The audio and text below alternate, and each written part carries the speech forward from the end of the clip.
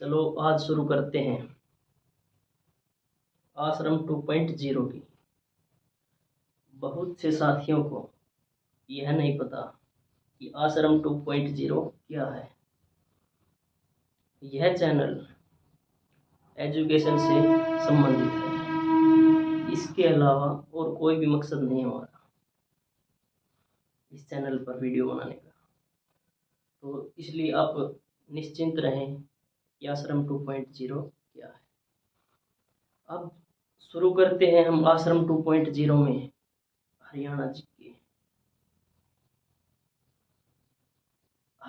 के और हरियाणा करंट।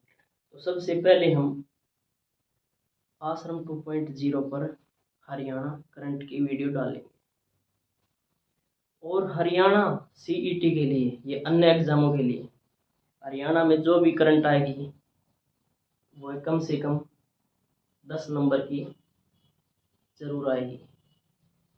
तो आप निश्चिंत हो जाएं हमारी वीडियो देखने के बाद कि आपका 10 में से कोई भी नंबर कटेगा। तो चलो अब शुरू करते हैं हरियाणा 2022 की करंट।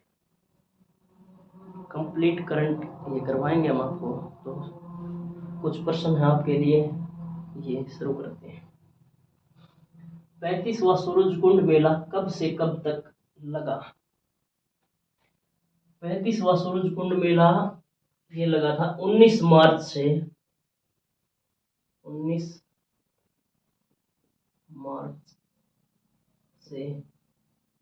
4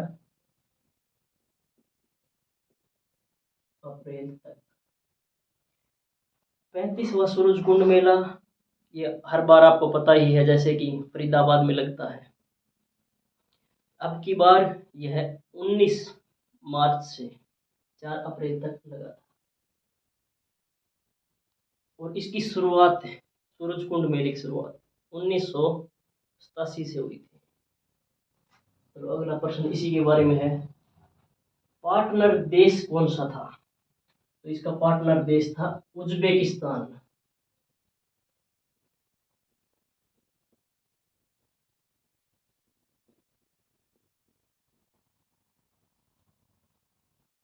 पार्टनर कंट्री है इसका उज्बेकिस्तान है।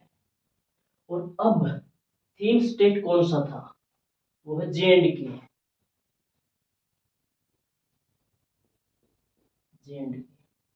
अब आपको याद कैसे होंगे ये?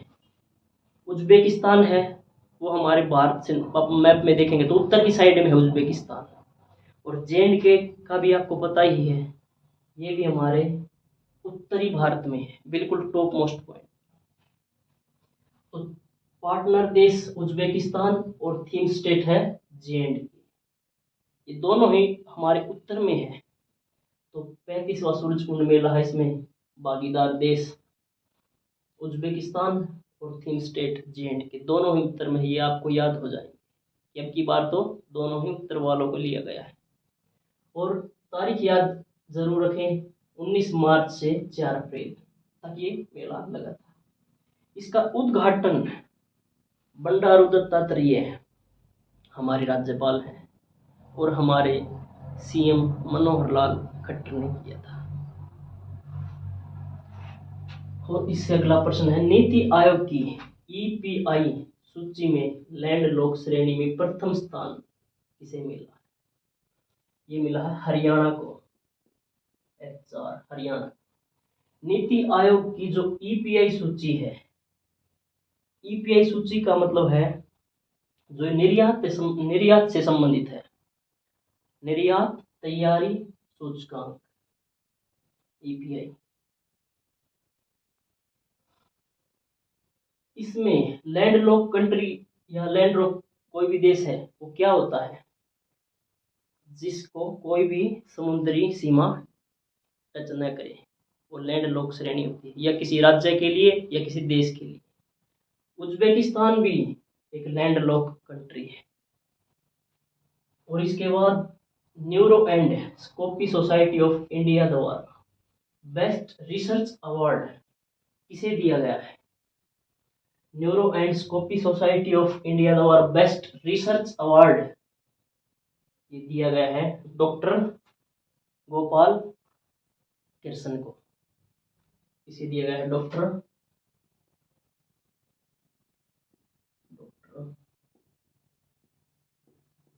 गोपाल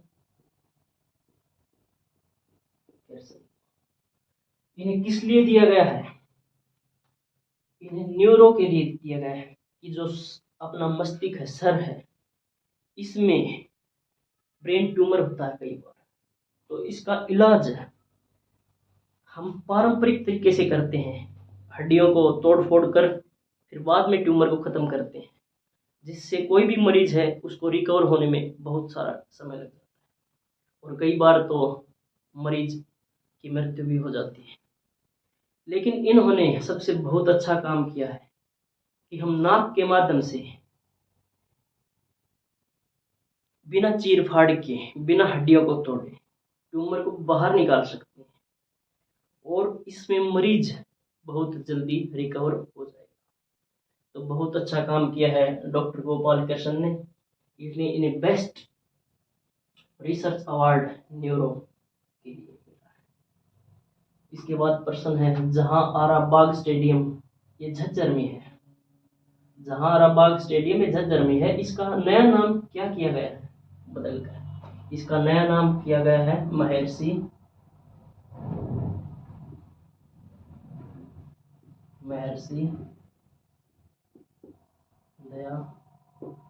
दयानंद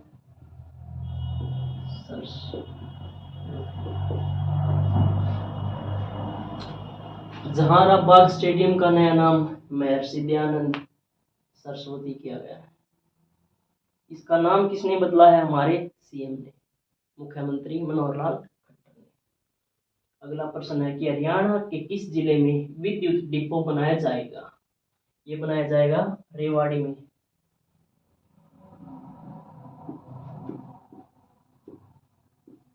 हरियाणा में जो रेवाड़ी है, रेवाड़ी में विद्युत डिपो बनाया जाएगा।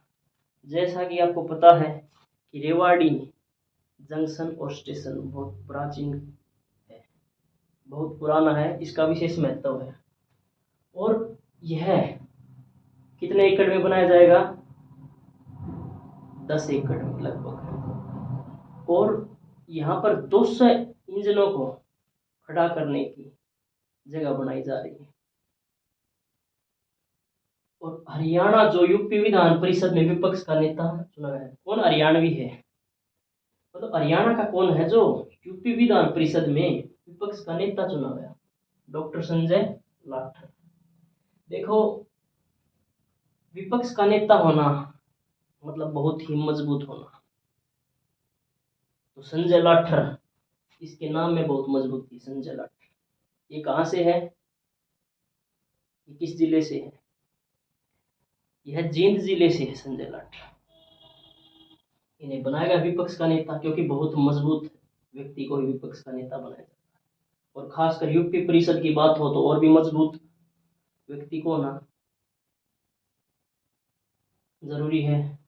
विश्व प्रसिद्ध चैत्र चौदस मेला, विश्व प्रसिद्ध चैत्र चौदस मेला कहाँ लगा? यह लगा है पेहुआ में।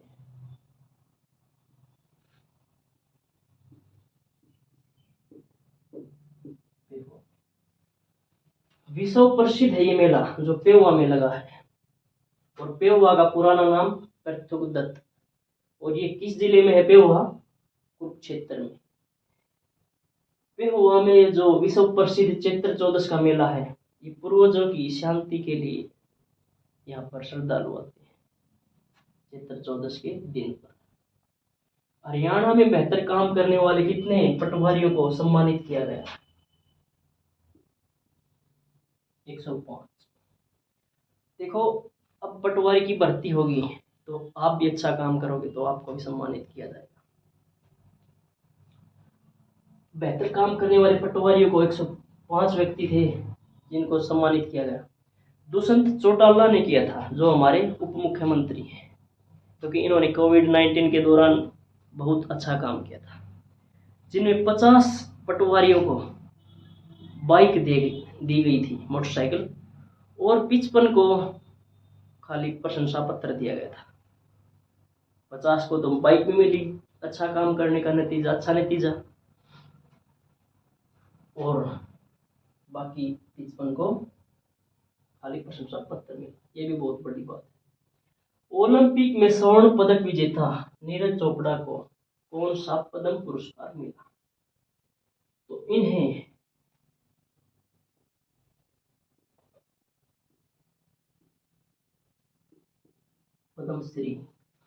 पद्मश्री मिला। हमारा सबसे बड़ा सम्मानित जो भारत के नागरिक के लिए पुरस्कार है वो है भारत रत्न। और पद्म, फिर विभूषण, उसके बाद भारत रत्न के बाद, और फिर पद्म भूषण, और जो पद्मश्री है वो चौथे नंबर का।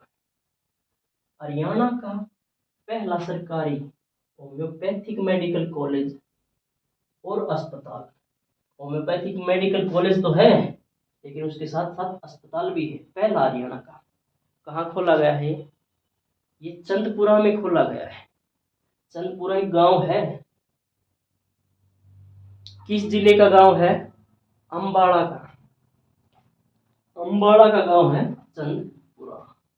ये कहाँ खुला था? चंदपुरा।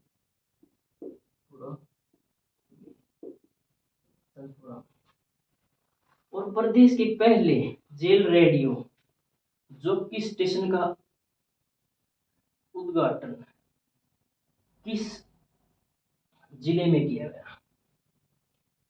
प्रदेश के पहले जेल रेडियो जो किस स्टेशन है उसका उद्घाटन किस जिले में किया गया? ये बहुत इंपॉर्टेंट प्रश्न है। इसका किया गया है कुरुक्षेत्र में।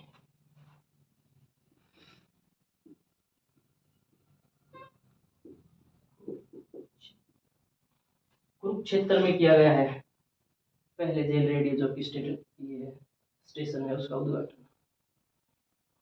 और हरियाणा का पहला कौशल वृद्धि केंद्र, देखो पहला जेल रेडियो जो कि स्टेशन कुरुक्षेत्र में किया गया, क्योंकि यहाँ पर कैदियों को उनका जीवन सुधारने का मौका मिलेगा, इसलिए सबसे ज्यादा आपको पता है लड़ाई भी कुरुक्षेत्र में हुई थी महाभारत की। सबसे ज्यादा कैदी भी यहीं बनाए गए थे। तो कहाँ के कैदियों को किस जेल में मिली सुविधा? कुरुक्षेत्र।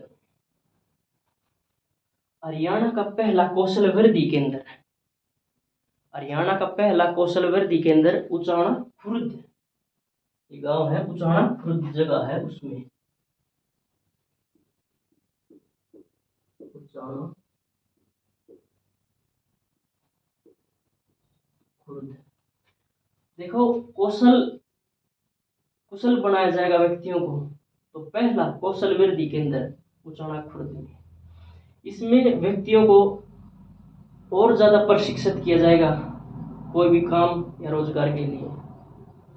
और इसका उद्घाटन, इसकी शुरुआत जो हमारे डिप्टी सीएम हैं उप मुख्यमंत्री दुष्यंत चौटाला उन्होंने की है। हरियाणा में जाति प्रमाण पत्र को किससे जोड़ा जाएगा? ये जोड़ा जाएगा पीपीपी। 3P का मतलब है परिवार पहचान पत्र। ये फुल फॉर्म भी बहुत बार पूछी जाती है। हरियाणा में जाति प्रमाण पत्र को अब पीपी से जोड़ा जाएगा, ट्रिपल पी से। क्या है ये? परिवार पहचान पत्र। परिवार पहचान पत्र से जोड़ दिया जाएगा। अब आने वाले समय में लगभग बहुत सी सुविधाएं हमें परिवार पहचान पत्र के माध्यम से ही मिलेंगे। हरियाणा सरकार किस पोर्टल के तहत जमीन खरीदेगी? हरियाणा सरकार है वो ई भूमि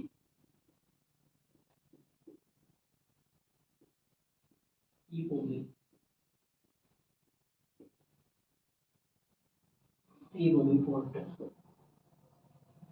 हरियाणा सरकार है वो ई भूमि पोर्टल के तहत, हरियाणा सरकार ई भूमि पोर्टल के तहत क्या करेगी? अब हरियाणा में जमीन खरीदेगी। किन की जमीन खरीदेगी? जो भूस्वामी है, किसान है या कोई और है। आने वाले समय में बहुत कम जमीन बच जाएगी कृषि के लिए या और किसी भी काम के लिए। देश का पहला stainless steel foot over bridge किस राज्य में बना? देश का जो पहला है stainless steel foot over bridge किस राज्य में बनाया जा रहा है और बना? यह आंध्र प्रदेश में। आप कहोगे सर कि आप हरियाणाकरण करवा रहे हो, लेकिन यहाँ पर आंध्र प्रदेश आ गया। यह जरूरी इसलिए है क्योंकि जो हमारे हिसार से जिंदल जो उद्योगपति हैं, इसका सारा स्टील उन्होंने उपलब्ध करवाया है, इसलिए जरूरी है। और क्या है इसका उत्तर? आंध्र प्रदेश। आंध्र प्रदेश। तो आज के लिए बस इतने ही प्रश्न, और आपको लगातार हरियाणा करंट की वीडियो मिलती रहेंगी। आप स्क्रीनशॉट भी ले सकते हैं, अपनी कॉपी में खुद से लिख सकते हैं, और आपको निश्चिंत हो जाओ कि हरियाणा की जो करंट है उसमें से आपका कोई भी नंबर कटेगा। तो इसी के साथ हम इस वीडियो को यहीं तक समाप्त करते हैं, और वीडियो निरंतर आपके पास आती रहेंगी। धन्यवाद।